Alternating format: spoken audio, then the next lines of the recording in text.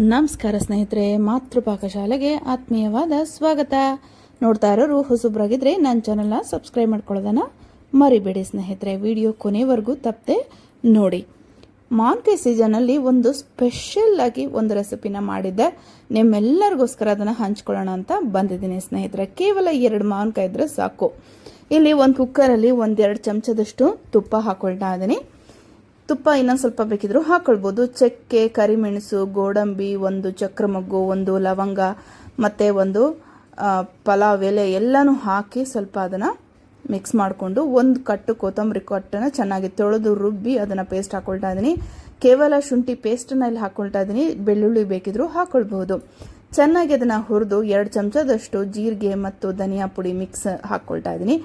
ಇಲ್ಲಿ ಬಾತಿನ ಪುಡಿನ ಹಾಕೊಳ್ತಾ ಇದ್ದೀನಿ. ನಾನು ಬಾತಿನ ಪುಡಿ ರೆಡಿ ಮಾಡಿ ಇಟ್ಟಿರ್ತೀನಿ. ನಿಮಗೆ ಇಲ್ಲ ಅಂತಂದರೆ ಗರಂ ಮಸಾಲ ಹಾಕೊಳ್ಬಹುದು. 1 ಚಮಚ ಪಲಾವ್ ಮಸಾಲ ಮತ್ತು ಸ್ವಲ್ಪ ಅರಿಶಿಣ, 3-4 ಚಮಚದಷ್ಟು ಬ್ಯಾಡಗಿ ಖಾರ ಯೂಸ್ ಮಾಡ್ತಾ ಇದ್ದೀನಿ. ಎಲ್ಲನೂ ಹಾಕಿ ಸ್ವಲ್ಪ ಹಸಿ ವಾಸನೆ ಹೋಗೋವರೆಗೂ ಸ್ವಲ್ಪ ಕೈಯಾಡಿಸ್ಕೊಳ್ಬೇಕು. ಇದಕ್ಕೆ ನಾನು ಕರಿಬೇವು ಕೂಡ ಹಾಕೊಳ್ತಾ ಇದ್ದೀನಿ. ಕರಿಬೇವು ಬೇಡ ಅಂದರೆ ಸ್ಕಿಪ್ ಮಾಡಬಹುದು, ಬಟ್ ಕರಿಬೇವು ತುಂಬ ಸ್ಮೆಲ್ ಇರುತ್ತೆ, ಅದಕ್ಕೋಸ್ಕರ ಯೂಸ್ ಮಾಡ್ತಾ ಇದ್ದೀನಿ. ಸ್ವಲ್ಪ ಡ್ರೈ ಅಂತ ಅನ್ಸಿದ್ರೆ ಮತ್ತೊಂದು ಸ್ವಲ್ಪ ತುಪ್ಪ ಹಾಕ್ಕೊಂಡು ಅದನ್ನು ಚೆನ್ನಾಗಿ ಹುರ್ಕೊಳ್ಬೇಕು. 2 ಮಾವಿನಕಾಯಿ, ಹುಳಿ ಅಂದರೆ ಹುಳಿಯಾಗಿರ್ತಕ್ಕಂಥ ಮಾವಿನಕಾಯಿನ ಹೆಚ್ಚಿಟ್ಕೊಂಡಿದ್ದೆ, ಅದನ್ನು ಹಾಕ್ಕೊಳ್ತಾ ಇದ್ದೀನಿ. ಎಲ್ಲನೂ ಚೆನ್ನಾಗಿ ಮಿಕ್ಸ್ ಮಾಡ್ಕೊಳ್ಬೇಕು. ಇದನ್ನು ನೀವು ಯಾವ ಅಕ್ಕಿಯಿಂದ ಬೇಕಾದರೂ ಮಾಡ್ಕೊಳ್ಬಹುದು. ಅದರಲ್ಲಿ ಈ ಒಂದು ಬಾಸುಮತಿ ರೈಸಲ್ಲಿ ಮಾಡಿದ್ರೆ ಇನ್ನೂ ಚೆನ್ನಾಗಿರುತ್ತೆ. ಜಸ್ಟ್ ನಾವು ರೆಗ್ಯುಲರ್ ಆಗಿ ಬಳಸುವಂತಹ ಅಕ್ಕಿಯಲ್ಲಿ ಮಾಡ್ತಾ ಇದ್ದೀನಿ. 1 ಪಾವಷ್ಟು ತೊಳೆದಿರುವಂತಹ ಅಕ್ಕಿನ ಇಲ್ಲಿ ಹಾಕಿ ಚೆನ್ನಾಗಿ ಮಿಕ್ಸ್ ಮಾಡ್ಕೊಳ್ತಾ ಇದ್ದೀನಿ.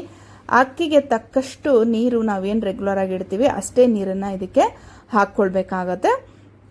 ಯಾಕಂದರೆ ಕೆಲವೊಂದು ಅಕ್ಕಿ ಡಿಫ್ರೆನ್ಸ್ ಆಗಿರೋದ್ರಿಂದ ಸೊ ಅದು ಮಾಡ್ಕೊಳ್ಳೋದಕ್ಕೆ ಅದು ಅಳತೆ ಗೊತ್ತಿದ್ದವರು ಕರೆಕ್ಟಾಗಿ ಹಾಕಿ. ಇದಕ್ಕೆ ಬೇರೆ ಯಾವುದೇ ನೀರಿನಂಶ ಇಲ್ಲದೆ ಇರೋದ್ರಿಂದ ಅಕ್ಕಿ ಅನ್ನಕ್ಕಿಡುವಾಗ ಏನು ಇಡ್ತೀವೋ ಅಷ್ಟು ನೀರು ಇಟ್ಕೊಂಡ್ರೆ ಸಾಕು.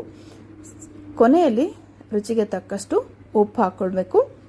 ಇದನ್ನು 3 ಕೂಗಿಸ್ಕೊಂಡ್ಬಿಟ್ರೆ 10-15 ನಿಮಿಷದಲ್ಲಿ ನಿಮಗೆ ಮಾವಿನಕಾಯಿ ಬಾತ್ ರೆಡಿ.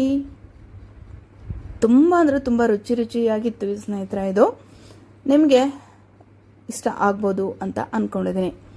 ಸರ್ವಿಂಗ್ ಬೌಲ್ಗೆ ಹಾಕ್ಕೊಂಡು ಎಲ್ಲರಿಗೂ ಸರ್ವ್ ಮಾಡ್ತಾ ಇದ್ದೀನಿ.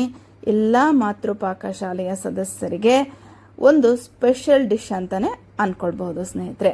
ಎಲ್ಲರಿಗೂ ಈ ರೆಸಿಪಿ ಇಷ್ಟ ಆಗಿದೆ ಅಂತ ಅಂದ್ಕೊಂಡಿದ್ದೀನಿ. ಈ ರೆಸಿಪಿನ ನಿಮ್ಮೆಲ್ಲ ಆತ್ಮೀಯರಿಗೆ ಹಂಚ್ಕೊಳ್ಳೋದನ್ನು ಮರಿಬೇಡಿ ಸ್ನೇಹಿತರೆ. ನೀವು ಈ ರೆಸಿಪಿನ ಟ್ರೈ ಮಾಡಿದರೆ ಕಮೆಂಟ್ ಮೂಲಕ ತಿಳಿಸೋದನ್ನು ಸಹ ಮರಿಬೇಡಿ ಸ್ನೇಹಿತರೆ. ವಿಡಿಯೋ ಕೊನೆವರೆಗೂ ನೋಡಿದ್ದಕ್ಕೆ ಧನ್ಯವಾದಗಳು.